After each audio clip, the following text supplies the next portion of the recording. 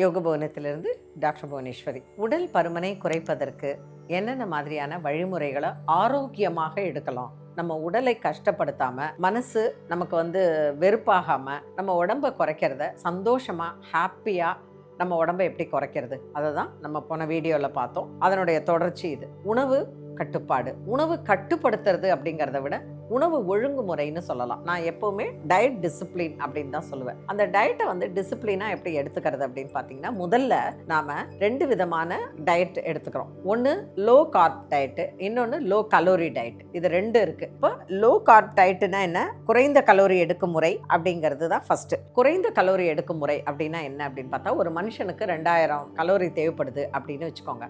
இந்த 2000 கலோரியில் நம்ம என்ன மாதிரியான டிவிஷன்ஸில் நம்ம ஃபுட்டை எடுத்துக்கிறோம் அப்படிங்கிறது. இப்போ லேடிஸை பொறுத்த வரைக்கும் 1500லேருந்து 1200 கலோரி தேவைப்படும். இப்போது ஆண்களுக்கு பெண்களுக்குன்னு எடுத்துக்கும் போது நம்ம குறைந்த கலோரி அப்படிங்கும்போது என்ன மாதிரியான ஃபுட்டெல்லாம் எடுத்துக்கிறோம் அப்படின்னு பார்த்தீங்கன்னா, இதை 2 டைப்பாக நம்ம டிவைட் பண்ணிக்கலாம். என்னென்னா டைரக்ட் கலோரி, இன்டைரக்ட் கலோரி. அதாவது டைரெக்டாக நம்ம கலோரியை கட்டுப்படுத்துறது, இன்டைரக்டாக கட்டுப்படுத்துறது அப்படின்னு 2 விதமாக இருக்குது. டைரக்ட் கலோரி அப்படின்னு எப்படி நம்ம கட்டுப்படுத்துறது அப்படின்னா, நம்ம சாப்பிட்ற சாப்பாடு இருக்கு இல்லையா, அதனுடைய அளவை டோட்டலாக குறைச்சிடுறது. அதை சேமாக சாப்பிடுவோம், அதே தான் சாப்பிடுவோம். இட்லி, சாதம், சப்பாத்தி அப்படி தான் சாப்பிடுவோம். ஆனால் அதோட அளவை குறைப்போம். இப்போ 7 இட்லி 5 இட்லி சாப்பிட்ற இடத்துல 3 இட்லி சாப்பிட்றது, அந்த மாதிரி 5 தோசை சாப்பிட்றது 2 தோசை அப்படின்னு. இப்போ இது மாதிரி எடுத்துக்கும் போது என்ன மாதிரியான விளைவுகள்லாம் ஏற்படும் அப்படின்னு பார்த்தீங்கன்னா, ஒரு மாதிரி டயர்டாக இருக்கிற மாதிரி இருக்கும். நம்ம சாப்பாட்டோட அளவை திடீர்னு குறைக்கிற போது கொஞ்சம் வெறுப்பாக இருக்கிற மாதிரி இருக்கும். அண்ட் சம்டைம்ஸ் ஏதோ இழந்தா மாதிரி இருக்கும். ஒரு ஸ்ட்ரெஸ் அண்ட் டென்ஷன் ஃபீலிங் இருக்கும். அப்புறம் என்ன பண்ணுவாங்க அப்படின்னு பார்த்தீங்கன்னா, ஒரு 2 வாரம் எடுத்துக்கிட்டு விட்டுடுவாங்க. அந்த மாதிரி இருக்கிறது டைரக்ட் கலோரியில். இப்போ மறைமுகமாக எடுத்துக்கிறது என்ன அப்படின்னு பார்த்தீங்கன்னா, நம்ம 3 வேளை சாப்பிட்றத 2 வேளையாக குறைக்கிறது, அது ஒன்று. அதே மாதிரி வேறு விதமாக சாப்பிட்றது. இப்போ நான் இட்லி தான் சாப்பிடுவேன் அப்படின்னா, இட்லியை என்ன பண்ணுறது அப்படின்னா, இட்லி எடுத்துக்காமல் ஒரு இட்லியில் நிறைய சாம்பார் போட்டு, நிறைய காய்கறி போட்டு, நிறைய சாம்பார் போட்டு அந்த மாதிரி எடுத்துக்கிறது.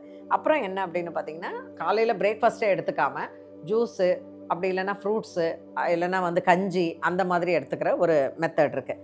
அப்புறம் சாதமாக எடுத்துக்காமல் சப்பாத்தியாக எடுத்துக்கிறது, இல்லை சிறுதானிய உணவுகளை எடுத்துக்கிறது, அந்த மாதிரி எடுத்துக்கிறதுங்கிறது மறைமுகமான நம்ம கலோரியை நம்ம அதுலேருந்து எடுத்துக்கிறது அப்படிங்கிறது. பட் இந்த 2 விஷயத்தில் நீங்கள் ஒரு முக்கியமான விஷயம் என்ன நினச்சிக்கணும் அப்படின்னா, உங்களோட மைண்ட் டிசிப்ளின் தான் ரொம்ப ரொம்ப இம்பார்ட்டண்ட்டு. இந்த லோ கலோரி டயட்டை எடுத்துக்கும் போது நீங்கள் எப்படி உங்களுடைய டிசிப்ளினை பண்ணிக்கிறீங்கிறத நீங்கள் டெய்லி டைரியிலே எழுதணும். ஒரு டைரியில் நான் காலையிலேருந்து என்ன எழுதுகிறேன், இப்போ நான் உங்களுக்கு ஒரு சின்ன ஹோம்ஒர்க் கொடுக்குறேன். ஒரு வாரம் எடுத்துக்கோங்க. ஞாயிற்றுக்கிழமை ஆரம்பிங்க. ஞாயிற்றுக்கிழமை நான் வெளில போகிறேன், பசங்களோட டின்னர் வெளில போகிறோம், இல்லை நாங்கள் வெளில சாப்பிட்றோன்னா leave it. Monday to Saturday இந்த 6 நாள் நீங்கள் என்ன மாதிரி சாப்பிட்றீங்கிறத எடுத்துக்கோங்க. டெய்லி நைட்டு படுக்க போகும்போது ஒரு சின்ன நோட் புக்கில் காலையில் தண்ணி குடிச்சதுலேருந்து என்னெல்லாம் சாப்பிட்டோம் அப்படிங்கிறத எழுதுங்க. இந்த மாதிரி எழுதும்போது நம்ம எவ்வளோ கேலரிஸ் எடுத்துக்கிறோம் அப்படிங்கிறது நமக்கு தெரியும். ஸோ அப்போ இவ்வளோ சாப்பாடு நம்ம சாப்பிட்றோமா, இவ்வளோ கேலரிஸ் எடுத்துக்கிறோமா. இப்போ ஒரு விஷயம் சொல்கிறேன். இப்போது ஒரு மணி நேரம் ஓடிட்டு வரீங்க அப்படின்னு வச்சுக்கோங்க. அந்த 1 ஹவர் ஓடிட்டு வந்தீங்கன்னா உங்களுக்கு ஒரு 500 கேலரிஸ் நீங்கள் பேர்ன் பண்ணுறீங்க அப்படின்னா ஒன்றுமே இல்லைங்க. ஒரு நல்ல 2 ஸ்பூன் 3 ஸ்பூன் சக்கரை போட்ட காஃபியும் ஒரு 5 பிஸ்கெட்டும் சாப்பிட்டிங்கன்னா உடனே டக்குன்னு க்ரீம் பிஸ்கெட் சாப்பிட்றீங்கன்னு வச்சுக்கோங்க. இல்லை ஸ்வீட் ஏதாவது சாப்பிட்றீங்க, இல்லை ஒரு பஜ்ஜி போண்டா வடை சாப்பிட்றீங்கன்னு வச்சுக்கோங்க. அப்போ என்ன ஆகும் தெரியுமா, இந்த 1 ஹவர் ஓடிட்டு செலவு பண்ண அந்த கேலரிஸ் அப்படியே இதில் ஒரு செகண்டில் நீங்கள் உள்ளே எடுத்துப்பீங்க. அப்போ பார்த்துக்கோங்க நம்ம எப்படின்னு. உணவு சரியாக நாங்கள் கட்டுக்குள்ளே கொண்டு வரலைன்னா நீங்கள் என்ன தான் உடற்பயிற்சி பண்ணாலும் அதில் பிரயோஜனம் இல்லை. உடல் பருமன் குறையிறது கம்மியாயிடும். ஏன்னா இந்த பக்கம் கேலரிஸ் பேர்ன் பண்ணுறதுக்கு நீங்கள் அவ்வளோ கஷ்டப்படுவீங்க, ஆனால் ஒரு செகண்டில் இந்த பக்கம் கேலரிஸை ஏற்றிடுவீங்க. அதனால் தயவு செய்து உங்களுடைய டயட் டிசிப்ளினை ஒரு வாரத்துக்கு நீங்கள் எழுதி பார்த்துக்கோங்க. அந்த எழுதி அட்டவணை பார்த்தீங்கன்னா நீங்கள் 1 வீக்கில் என்னென்ன. ஆனால் இதில் என்ன வேணும்னா ட்ரூத்ஃபுல்லாக இருக்கணும். நீங்கள் தான் உங்களுக்கு ஜட்ஜு. உங்கள் மனசாட்சிப்படி எதையுமே மிஸ் பண்ணாமல் 2 கேக்கு சாப்பிட்டு நம்ம 1 கேக்குன்னு எழுதுவோன்னா அது யாருக்கும் பிரயோஜனம் இல்லை. அதை யாரும் பார்க்க போகிறதில்ல, நீங்கள் தான் பார்க்க போகிறீங்க. அதனால் 2 கேக் சாப்பிட்டீங்களா 2 கேக்குன்னு எழுதுங்க. நான் 3 காஃபி குடித்தேன் ஆஃபீஸ்லன்னா அதை எழுதுங்க. எல்லாத்தையும் எழுதிட்டு அதில் எவ்வளோ கேலரிஸு நம்ம ஏர்ன் பண்ணி வச்சுருக்கோம் அப்படிங்கிறத ஒரு அப்ராக்சிமேட்டாக, ரொம்ப ஸ்கேல் பிடிச்ச மாதிரி பார்க்க வேணாம், அப்ராக்சிமேட்டாக பார்த்து வச்சுக்கோங்க. அடுத்தது டயட்டை நிறுத்திட்டு, இப்போ என்னன்னா ரொம்ப சிவியராக டயட்டை திடீர்னு நிறுத்திட்டு கண்ணா பின்னான்னு சாப்பிட்றது, அது தப்பு. அதே மாதிரி இன்னொரு சில விஷயங்கள் இருக்குது. சீட்டிங் டேன்னு ஒன்று சொல்லுவாங்க. அது தயவு செஞ்சு அதை பண்ணாதீங்க. ஏன்னா ஒரு மாதிரி ஒரு 90 நாளைக்கு நீங்கள் பண்ணுறீங்கன்னா, நடுவில் ஒரு நாளைக்கு நான் சீட் பண்ணுறேன் அப்படின்னு சொல்லிட்டு நிறைய சாப்பிட்டுட்டு திருப்பி அடுத்த நாளிலேருந்து நீங்கள் அதை பண்ண ஆரம்பிச்சிங்கன்னா இவ்வளோ நாள் நீங்கள் இழந்த கேலரிஸை ஒரே நாளில் நீங்கள் எடுத்துப்பீங்க. அதனால் அந்த சீட்டிங் டே அப்படிங்கிறத விட ஆல்டர்னேட்டிவாக நீங்கள் அதுக்கு என்ன சாப்பிட்லான்னு பாருங்கள். இப்போ நான் வந்து பொரிச்ச அப்பளமும் வத்தலும் பஜ்ஜியும் வடையும் சாப்பிட்டா எனக்கு பிடிக்கும், இந்த ஒரு வாரத்தில் நான் எல்லாத்தையுமே நான் கட் பண்ணிட்டேன் அப்படின்னா அதுக்கு நீங்கள் என்ன பண்ணணும்னா அதே அப்பளத்தை நீங்கள் ட்ரை ஏர் ஃப்ரையில் சாப்பிட்லாம். அப்படி இல்லைன்னா ஏர் ஃப்ரை இப்போ கெடுதல் அப்படின்னு சொல்கிறாங்க. அதனால் நீங்கள் என்ன பண்ணுங்கன்னா நெருப்பில் வாட்டி வச்சுக்கோங்க. நெருப்பில் வாட்டி ஒரு 2 அப்பளம் சாப்பிட்லாம். இல்லையா அவல் இருக்கு இல்லையா, அந்த அவலை வந்து வெறுமனை கடாயில் நீங்கள் பொரிச்சிட்டு அந்த அவலை சாப்பிட்லாம். உங்களுக்கு க்ரன்ச்சியாக மென்னா ஒரு மைண்டுக்கு. இப்போது நான் ஒன்று சொல்கிறேன், ஒரு குழந்தைகிட்ட ஆப்பிள் வேணுமா ஃபிங்கர் சிப்ஸ் வேணுமான்னு கேட்டால் நேராக அந்த குழந்தை அந்த ஃபிங்கர் சிப்ஸில் தான் கையை வைக்கும். ஏன்னா அந்த ஃபிங்கர் சிப்ஸில் கிடைக்கக்கூடிய அந்த ஹாப்பினஸ்ஸு ஆப்பிளில் கிடைக்காது. ஏன்னா மைண்டு அதில் எக்ஸ்பீரியன்ஸ் ஆகிடுச்சு. எனக்கு வந்து க்ரன்ச்சியாக இருக்கணும், மெதுவாக இருக்கணும், அதே சமயத்தில் டேஸ்ட்டாக இருக்கணும், உப்பு நிறைய இருக்கணும், எல்லாமே இருக்கணும். ஆப்பிளில் அது கிடையாது. அதனால அந்த குழந்தை அதை தான் செலக்ட் பண்ணோம். ஸோ நீங்கள் என்ன பண்ணணும் அப்படின்னா உங்களுக்கு இதுலேருந்து என்ன கிடைக்குது, இப்போது ஒரு ஃபிங்கர் சிப்ஸ் சாப்பிட்டா என்ன மாதிரியான ஒரு ஹாப்பினஸ் கிடைக்குதோ அதை ஆல்டர்னேட்டிவாக வேறு எதில் பண்ணலாம் அப்படிங்கிறத பாருங்கள். ஃபார் எக்ஸாம்பிள் ஒரு வாழைக்காய் ஃப்ரை இருக்குதுன்னு வச்சுக்கோங்க, அதை ஃபிங்கர் சிப்ஸ் மாதிரி. இல்லை பொட்டேட்டோவே நீங்கள் ஃப்ரையாக சாப்பிட்ணும் அப்படின்னா பொட்டேட்டோவை கட் பண்ணிவிட்டு அதை வெறும் வாணலில் வாட்டிட்டு அதில் நீங்கள் உப்பு மிளகுத்தூள் எல்லாம் போட்டு சாப்பிட்லாம். பட் உருளைக்கிழங்கே கெடுதல் தான். ஏன்னா அதுலேயே காப்ஸ் நிறைய இருக்குங்கிறதுனால உருளைக்கிழங்கை அவாய்ட் பண்ணணுங்கிறது தான் சொல்கிறது. ஸோ அதுக்கு ஆல்டர்னேட்டிவாக நீங்கள் என்ன பண்ணலாங்கிறத யோசிங்க. நம்மளுடைய ஃபுட்டு எப்படி எடுத்துக்கணும் அப்படிங்கிறது நம்ம கையில் தாங்க இருக்குது. நம்ம எல்லாத்தையும் சாப்பிட்டுட்டு வெயிட் போடுதுன்னு கவலைப்படக்கூடாது. அடுத்தது பார்த்திங்கன்னா லோ கார்ப் டயட்டு. முதல்ல நம்ம சொன்னது லோ கலரி டயட்டு. இப்போ வந்து நம்ம சொல்ல போகிறது லோ கார்ப்ஸ் டயட்டு. அது பார்த்திங்கன்னா நீங்கள் பாலியோன்னு சொல்லலாம், கீட்டோன்னு சொல்லலாம், அப்படி இல்லைன்னா நிறைய அதுக்கு வந்து LCHFன்னு சொல்கிறாங்க. அதாவது என்னென்னா லோ கார்போஹைட்ரேட் ஹெல்த்தி, இதை வந்து LCHF அப்படின்னு சொல்கிறாங்க. ஸோ இந்த மாதிரி நீங்கள் எந்த வகையில் வேணாலும் நீங்கள் அதை பற்றி நீங்கள் அதுக்கு ஒரு தலைப்பு கொடுத்துக்கலாம். ஆனால் அது என்ன அப்படின்னு பார்த்தீங்கன்னா எல்லா கேலரிஸும் ஒன்றும் கிடையாது. கொழுப்புச்சத்தை விட மாவுச்சத்துக்கு முக்கிய பங்கு அதிகம். மாவுச்சத்து தான் இருக்கிறதுலையே பயங்கரமான ஒரு என்ன சொல்கிறது, அவன் தான் வில்லன்னு வச்சுக்கோங்க. மாவுச்சத்து நீங்கள் எவ்வளோக்கு எவ்வளோ எடுத்துக்கிறீங்களோ அவ்வளோக்கு எவ்வளோ உடம்புல வெயிட் போடும். இதில் நீங்கள் எப்படி எடுத்துக்கணுன்னா இந்த லோ கார்ப்ஸ் டயட்டில் ஒரு முக்கியமாக எதுலெல்லாம் அதீதமான கேலரிஸ் மாவுல இருக்குது, அதே மாதிரி பார்த்தீங்கன்னா அரிசி சாதத்தில் இருக்குது, மைதாவில் இருக்குது, இது எல்லாத்தையும் டோட்டலாக கட் பண்ணிடுறது. டோட்டலாக லோ கார்ப்னா எதுவுமே கிடையாது. இல்லை அதை அந்த கார்போஹைட்ரேட்ஸே எடுத்துக்காமல் இந்த பக்கம் நீங்கள் என்ன பண்ண போகிறீங்க அப்படின்னா முதல்ல நம்ம சொன்னது இருக்கிற அளவை குறைக்கிறது, இது டோட்டலாக அவாய்ட் பண்ணுறது. இது சிவியராக நான் உடல் பருமனை குறைக்கணும் அப்படின்னு நினைக்கிறவங்க இந்த லோ கார்ப்ஸ் டயட்டை வந்து நீங்கள் வந்து எடுத்துக்கலாம். எப்படி எடுத்துக்கலாம் அப்படின்னு பார்த்தீங்கன்னா காய்கறிகள், பழங்கள், கீரைகள், அதே மாதிரி பார்த்திங்கன்னா ஆரோக்கியமான கொழுப்புகள் இருக்கிறது. இப்போ எண்ணெயை விட நீங்கள் நெய் கொஞ்சம் சேர்த்துக்கலாம். நெய்யை அதிகமாக சேர்த்துக்க வேண்டாம், ஆனால் அந்த ஒரு வாசனைக்கும் ஒரு டேஸ்ட்டுக்கும் நீங்கள் நெய் 1 ஸ்பூன் சேர்த்துக்கலாம். 10 ஸ்பூன் 5 ஸ்பூன் நெய் போட்டு தோசையை பண்ணுறதை விட ஒரு 1/4 ஸ்பூன் நெய்யை மேலே தடவுறது ரொம்ப பெஸ்ட்டு. அந்த மாதிரி எடுத்துக்கலாம். அடுத்தது பார்த்திங்கன்னா உங்களுக்கு இந்த மாதிரி லோ கார்ப்ஸ் டயட் எடுத்துக்கும் போது நீங்கள் கீரை, பழங்கள், காய்கறிகள், சாலடு, சூப்பு இதெல்லாம் எடுத்துக்கும் போது என்ன ஆகும்னா பசி இருக்காது, சோர்வு இருக்காது, மைண்டு வந்து ரிலாக்ஸ்டாக இருக்கும், நீங்கள் நல்லா சாப்பிட்ட ஒரு ஃபீலிங்கும் இருக்கும். அது மட்டும் இல்லாமல் ஃபைபரும் உங்களுக்கு நிறைய சேரும்.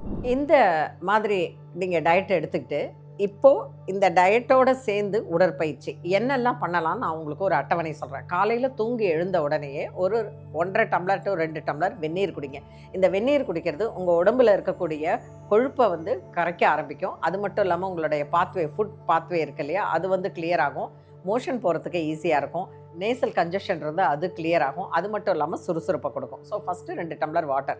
அதுக்கு அடுத்தது நீங்கள் பார்த்தீங்கன்னா உங்களுடைய வாஷ்ரூமில் போயிட்டு நீங்கள் டாய்லெட் போகிற அந்த ஹேபிட்டை ஏற்படுத்திக்கோங்க. டெய்லி ஒரு 5 நிமிஷம் வாஷ்ரூமில் போய் உட்காந்துட்டு வாங்க. டாய்லெட் வந்து கிளியர் ஆகிடுச்சு அப்படின்னா நீங்கள் அதை வந்து நீங்கள் பழக்கமாகவே உங்களுக்கு ஆகிடும். பட் எனக்கு அந்த மாதிரி வரமாட்டேங்குது, கான்ஸ்டிபேஷன் இருக்குது அப்படின்னா வெந்நீரை குடிச்சிட்டு நீங்கள் அங்கே போய் உட்காரணும். அடுத்தது மலாசனா. மலாசனா எவ்வளோக்கு எவ்வளோ பண்ணுறீங்களோ அவ்வளோக்கு எவ்வளோ வயிற்றினுடைய மலம் வந்து கழிவதற்கு ஈஸியாக இருக்கும். இது 2. அதுக்கப்புறமா நீங்கள் டாய்லெட்டு வாஷ்ரூம் எல்லாம் போயிட்டு வந்த பிற்பாடு நல்ல வாக்கிங்கு ஒரு 30 மினிட்ஸு நீங்கள் வாக் பண்ணுங்கள். என்னால் காலையில் வாக் பண்ண முடியல அப்படின்னா அப்பார்ட்மெண்ட்டில், இப்போ நிறைய அப்பார்ட்மெண்ட்டில் தான் இருக்காங்க, நீங்கள் மேல் மாடியிலேருந்து கீழ் மாடி ஒரு 20 நிமிஷம் படிக்கட்டை யூஸ் பண்ணி நீங்கள் வாக் பண்ணிட்டு வந்துடுங்க. வந்த பிற்பாடு நீங்கள் 6 ரவுண்டு சூரிய நமஸ்கார் பண்ணுங்கள். 6 ரவுண்ட்ஸ் சூரிய நமஸ்கார் பண்ணி முடித்த பிற்பாடு நான் போன வீடியோவில் சொன்ன இந்த 5 ஆசனங்கள் இருக்கு இல்லையா, அதை தயவு செய்து நீங்கள் ஒரு 10 கவுண்ட்ஸு 3 தடவை பண்ணுங்கள். 3 தடவை பண்ணலாம், 5 தடவை பண்ணலாம், 7 தடவை பண்ணலாம். அதுக்கு மேலே பண்ணாதீங்க. அதுக்கு மேலே பண்ணால் உடம்பு வலிக்க ஆரம்பிச்சிடும். ஸோ இந்த 5 ஆசனா என்னென்ன ஆசனா, ஏகபாத உட்டானாசனா, த்விபாத உட்டானாசனா, அதுக்கப்புறம் நௌக ஆசனா, புஜங்காசனா, தனுராசனா, இந்த 5 ஆசனங்களும் உங்களோட வயிற்று பகுதியும் உங்கள் கைப்பகுதியும் உங்களோட இடுப்பு பகுதியில் இருக்கக்கூடிய கொழுப்புகள் குறைவதற்கு ரொம்ப ஈஸியாக இருக்கும். அது இல்லாத இன்னைக்கு நான் ஒரு முக்கியமான 3 ஆசனா சொல்ல போகிறேன். அது உங்களுடைய வயிற்றுக்குள்ளே இருக்கக்கூடிய கொழுப்பை சுத்தமாக குறைக்கிறதுக்கு பார்க்கும். அது என்னென்னு பார்க்கலாம் வாங்க. முதல்ல நீங்கள் குப்புறப்படுத்துக்கோங்க. குப்புறப்படுத்திட்டு உங்களோட கைகளை ஃபஸ்ட்டு வலது கையை மேலே வச்சுக்கோங்க. வலது கையை மேலே வச்சுட்டு எவ்வளோ தூரம் தூக்க முடியுமோ உங்களோட வலது கையை நல்லா மேலே தூக்கிட்டு வாங்க. அதே மாதிரி உங்களுடைய வலது காலை நல்லா தூக்கிட்டு வாங்க. அடுத்தது இடது கை. இடது கையை எவ்வளோ தூரம் மேலே தூக்க முடியுமோ தூக்கிட்டு அப்புறம் இடது காலை மேலே தூக்குங்க. இப்போது வலது கை இடது கால் நல்லா தூக்கிட்டு அதே மாதிரி இடது கை வலது கால் நல்லா தூக்குங்க. அப்புறம் 2 காலையும் சேர்த்து தூக்குங்க. உங்களுடைய கைகளை இல்லை முன்னாடி வச்சுக்கோங்க. முன்னாடி வச்சுட்டு எவ்வளோ தூரம் உங்களுடைய மேலே இருக்கக்கூடிய வயிற்று பகுதியை தூக்க முடியுமோ தூக்குங்க. அப்புறம் காலை நல்லா எவ்வளோ தூரம் தூக்க முடியுமோ தூக்குங்க. இப்போ கைகளையும் தூக்குங்க. கைகளை தூக்கிட்டு இப்போ என்ன பண்ணணும், சீசா மாதிரி நீங்கள் இப்படி மூவ் பண்ணிக்கிட்டே இருக்கணும். இந்த சீசா மாதிரி மூவ் பண்ணும்போது என்ன ஆகும்னா உங்கள் வயிற்று பகுதியில் இருக்கக்கூடிய கொழுப்புகள் குறைய ஆரம்பிக்கும். அடுத்தது இது ஷலபாசனாவுடைய ப்ரிப்பரேஷன்ஸு. அடுத்தது நம்ம ஷலபாசனா பண்ண போகிறோம். 2 கைகளையும் உங்களோட தொடைக்கடியில் வச்சுக்கோங்க. தொடைக்கடியில் வச்சுட்டு வலது காலை எவ்வளோ தூரம் தூக்க முடியுதோ தூக்கி இறக்குங்க. அதே மாதிரி இடது காலை எவ்வளோ தூரம் தூக்க முடியுதோ தூக்குங்க. இது மாதிரி ஒரு 10 கவுண்ட் பண்ணலாம். இப்போ மேலே காலை வச்சுட்டு 10 கவுண்ட் பண்ணிவிட்டு கீழே இறக்குங்க. அதே மாதிரி இடது காலை மேலே வச்சு 10 கவுண்ட் பண்ணிவிட்டு கீழே இறக்குங்க. அடுத்தது 2 காலையும் எவ்வளோ தூரம் மேலே தூக்க முடியுதோ தூக்கிட்டு கீழே இறக்குங்க. அப்போ மேலே தூக்கும்போது முதல்ல ஸ்டார்டிங்கில் 5 கவுண்ட்டு, அதுக்கப்புறம் 10 கவுண்ட்டில் பண்ணிவிட்டு அப்புறம் ரிலாக்ஸ் பண்ணிக்கோங்க.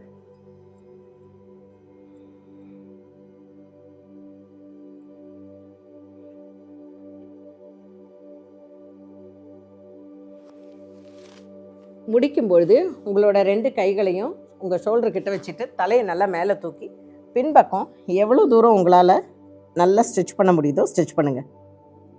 கைகள் அந்த இடத்துலேருந்து நகரவே கூடாது. கைகள் அங்கேயே தான் இருக்கணும். தலை மட்டும் கீழே வரணும். கால்களை நல்லா கொண்டுட்டு வந்துட்டு உங்கள் சீட்டை எவ்வளோ தூரம் உங்களோட ஹீல்ஸில் வைக்க முடியுமோ வச்சுட்டு மெதுவாக உங்களை ரிலாக்ஸ் பண்ணிக்கோங்க. இப்போது இன்றைக்கி நான் சொல்லிக் கொடுத்த இந்த ஷலபாசனத்தில் 3-4 வேரியேஷன் சொல்லி கொடுத்தேன். அதுக்கப்புறம் பார்த்தீங்கன்னா பூர்ண ஷலபாசனா. இந்த ஆசனங்கள் உங்கள் வயிற்று பகுதியிலையும் இடுப்பு பகுதியிலும் இருக்கக்கூடிய கொழுப்பை ஈஸியாக குறைக்கும். ஆனால் ஒரே நாளில் பண்ணிவிட்டு உடனே அடி வயிற்றை தொட்டு பார்த்து குறைஞ்சிடுச்சான்னு பார்த்தா குறையாது. குறைஞ்சது 14 நாள், அதாவது 2 வாரம் ப்ராக்டிஸ் பண்ணுங்கள். 2 வாரம் ப்ராக்டிஸ் பண்ணிவிட்டு அதோடு விட்டுடாமல் அப்படியே அதை 21 டேஸ். ஸோ 14 டேஸ், 21 டேஸ், அதுக்கப்புறம் 48 டேஸ், அப்புறம் 90 டேஸ். எல்லாத்தையுமே நீங்கள் 90 டேஸ் ப்ராக்டிஸ் பண்ணிங்க அப்படின்னா உணவை சரியாக கட்டுப்படுத்திட்டு இந்த பக்கம் ஆசனாஸும் கரெக்டாக பண்ணிக்கிட்டு டெய்லி தண்ணி குடிச்சிக்கிட்டு நடுவில் ஸ்நாக்ஸு சாப்பிடாம ஒரு மீல் வாரத்தில் ஒரு நாளைக்கு ஒரு மீல், அப்படி இல்லைன்னா வாரத்தில் 4 மீல் நான் வெறும் பழம் மட்டும் சாப்பிடுவேன் அப்படிங்கிறத வச்சுக்கோங்க. அதாவது காலையில் வெறும் பழம் மட்டும், அப்படி இல்லைன்னா ஈவினிங் நைட்டு டின்னர் வெறும் பழம் மட்டும், அந்த மாதிரி வச்சுக்கோங்க.